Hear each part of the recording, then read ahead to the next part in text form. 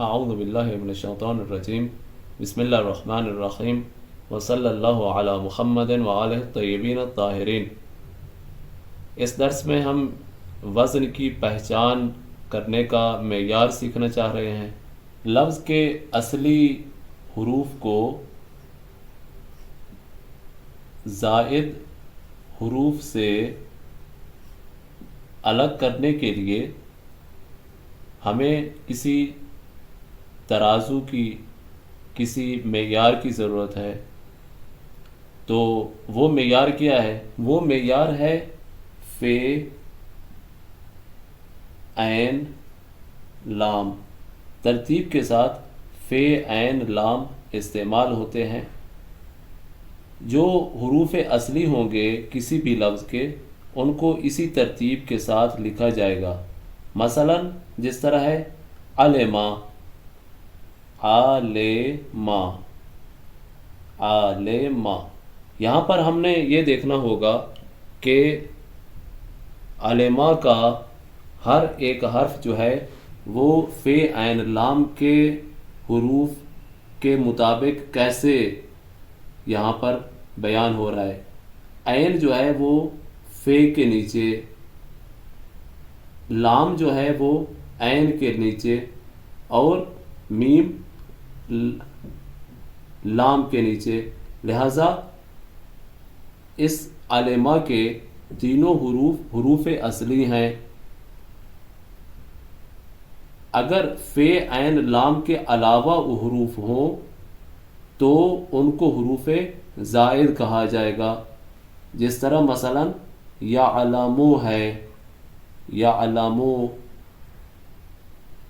علما فعل ماضی ہے، یعلمو فعل مضارع ہے۔ اب ہم دیکھتے ہیں کہ یعلمو میں حروف زائد کون سا حرف ہے۔ تو اس طرح سے دیکھیں گے کہ یا کے مقابل میں کوئی حرف نہیں آئے گا۔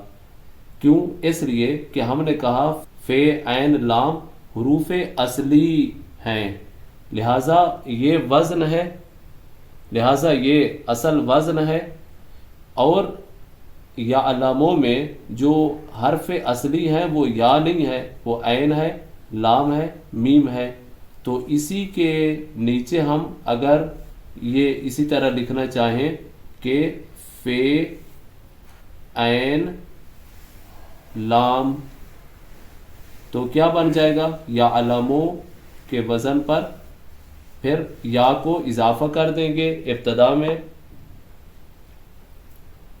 یا کو اضافہ کریں گے۔ جو حرکت، جو زبر، زیر، پیش، فتح، کسرہ، ضمہ یا سکون جو بھی اس لفظ کی ہو، اس کو ہم وزن کے اوپر رکھ دیں گے۔ یہاں پر یعلمو عین ساکن ہے، لہذا فے یہاں پر ساکن ہو جائے گی۔ کیوں؟ اس لیے کہ یہ فا عین کے مقابل میں ہے۔ پھر جو یفعلو کی عین ہے وہ لام کے مقابل میں ہے، تو لام کے اوپر زبر ہے۔ میم جو ہے اس کے اوپر پیش ہے، تو یہاں پر یفعلو میں لام کے اوپر پیش ڈالیں گے۔ اسی طرح علما میں، علما کا وزن کیا ہوگا؟ علما کا وزن ہوگا فاعلا، فاعلا۔ کیوں؟ اس لیے کہ عین کے اوپر زبر ہے، لام کے نیچے زیر ہے، میم کے اوپر زبر ہے، فتح، کسرہ، فتح۔ تو چونکہ معیار فے عین لام ہے تو علما کا وزن ہوگا فاعلا، یا علمو کا وزن ہوگا یفعلو۔ فے عین لام جو حروف اصلی ہیں، ان کے علاوہ کون سا حرف ہے جو زائد ہے؟ وہ ہے یا حرف زائد ہے۔ تو یہاں سے ہم فے عین لام کے ترازو اور معیار سے ہم دو چیزوں کو پہچان سکتے ہیں۔ ایک تو یہ ہے کہ علما یا علموں میں حروف اصلی کون سے ہیں، پھر حروف زائد کون سے ہیں۔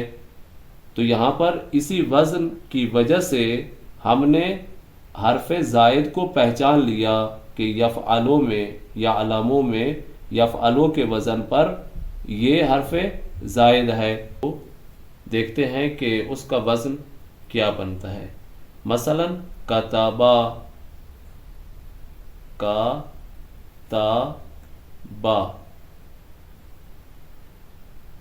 इसको फ़अला के वज़न पर देखते हैं। काफ फे के मुकाबिल में आएगी, ता ऐन के मुकाबिल में आएगी, और बा जो है ये लाम के मुकाबिल में आएगी। फिर इसका वज़न क्या बनेगा? बनेगा फे ऐन लाम, जो हरकत कतबा पर हैं वही हमने फ़अला के ऊपर भी लगानी होगी। फ़अला, यहाँ से ये वाज़े हो रहा है कि फ़अला के वज़न पर जो कतबा है इसके तीनों हुरूफ असली हैं। क्यों? इसलिए कि वो फ़अला के वज़न पर हैं, और फ़अला जो है वो मेयार है हुरूफ असली के लिए।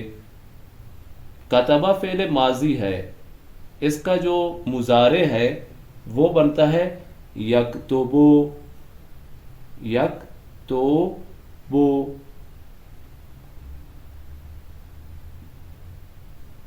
अब इसका वज़न क्या बनेगा?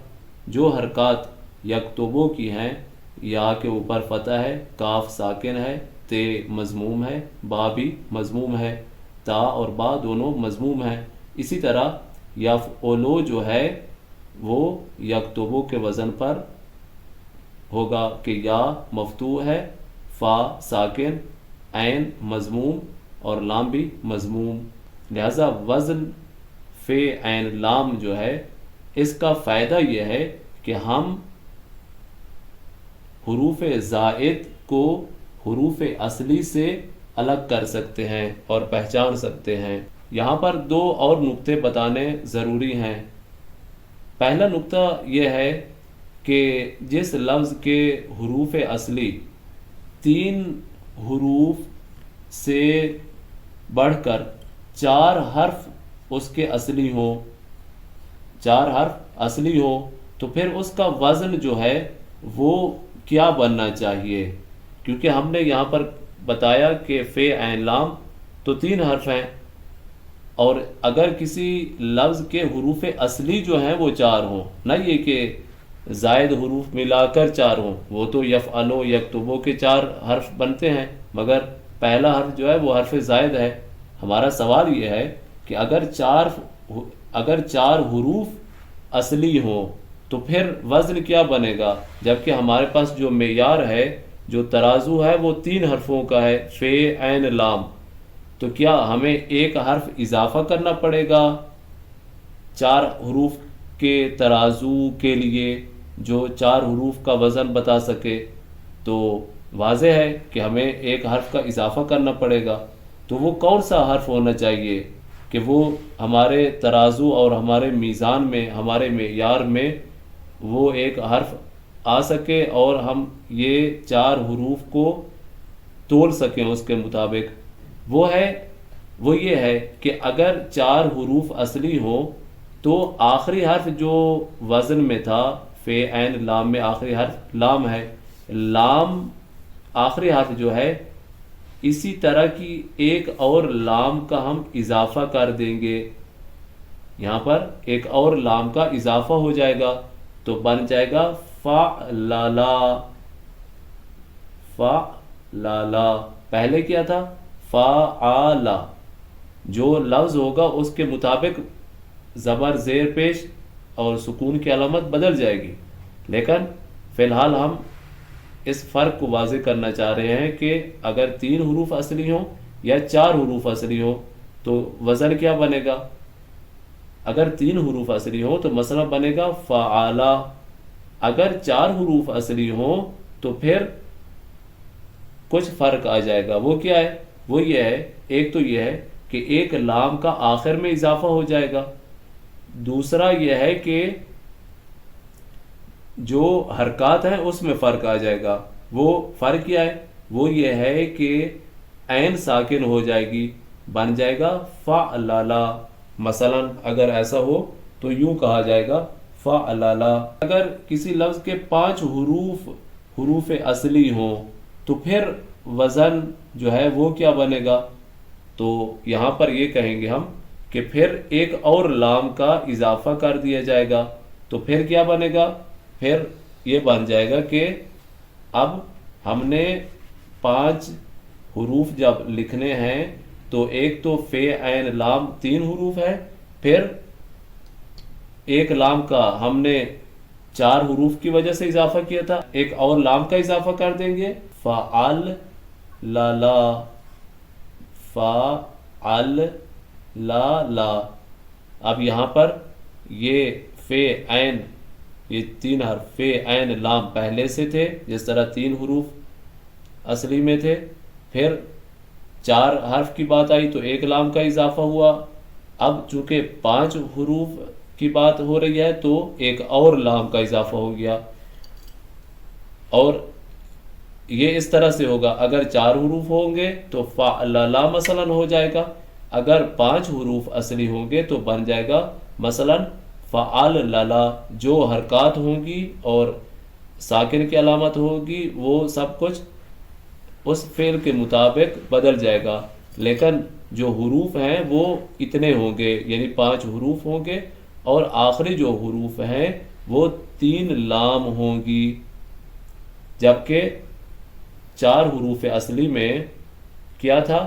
2 لام تھی، اور جب 3 حروف اصلی ہوں تو وہاں پر صرف ایک لام ہے جو لام اصلی ہے اور تیسرا حرف بنتا ہے۔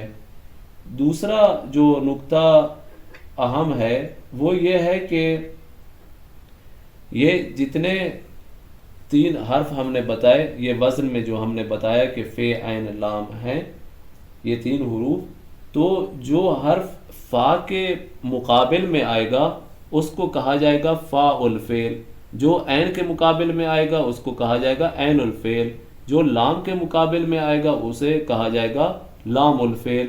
یہاں پر کتبہ جو ہے، کاف جو ہے، کاف یہ فا کے مقابل میں آ رہی ہے، تو کاف کو ہم کیا کہیں گے؟ کہیں گے فا الفعل، فا الفعل۔ تے کو کیا کہیں گے؟ تے کو کہیں گے، تے کو چونکہ تے عین کے مقابل میں آ رہی ہے تو کہیں گے عین الفعل، اور بے جو ہے با، یہ چونکہ لام کے مقابل میں آ رہی ہے تو با کو کہیں گے لام الفعل، فا الفعل، عین الفعل، لام الفعل۔ لہذا جب کہا جائے گا کہ مثلا یکتبو میں فا الفعل کیا ہے تو پھر یا کو نہیں دیکھیں گے، بلکہ ہم نے یہ دیکھنا ہوگا کہ کاف حرف اصلی ہے، تو یہ فعلا کے وزن پر یہ کس حرف کے مقابل میں آ رہی ہے؟ کاف، فا کے مقابل میں، تو کہیں گے کہ کاف یہاں پر فا الفعل ہے، تا جو ہے وہ عین الفعل ہے، با لام الفعل ہے۔ حروف اصلی جو ہیں کسی بھی لفظ کے حروف اصلی، وہ جو وزن ہے اس کے مد مقابل میں ایک ایک حرف آئے گا، اور جو وزن ہے یعنی فے عین لام، اسی کے حرف کا نام اس دوسرے لفظ جس کو ہم دیکھنا چاہ رہے ہیں اس کے ہر اپنے حرف کے اوپر آ جائے گا، یعنی یوں کہیں گے فا الفعل، عین الفعل، لام الفعل، تو وہ ادھر کون سے ہے؟ فا الفعل کاف ہے، عین الفعل تا ہے، لام الفعل با ہے، اور اسی طرح یکتبو میں بھی اسی طرح ہوگا۔ جتنے اس کے مشتق ہوں گے الفاظ اور اس کتبہ سے نکلیں گے اور اس سے آگے فعل بنتے جائیں گے، وہ سب کے سب اسی وزن کے مطابق ان کو بیان کیا جائے گا۔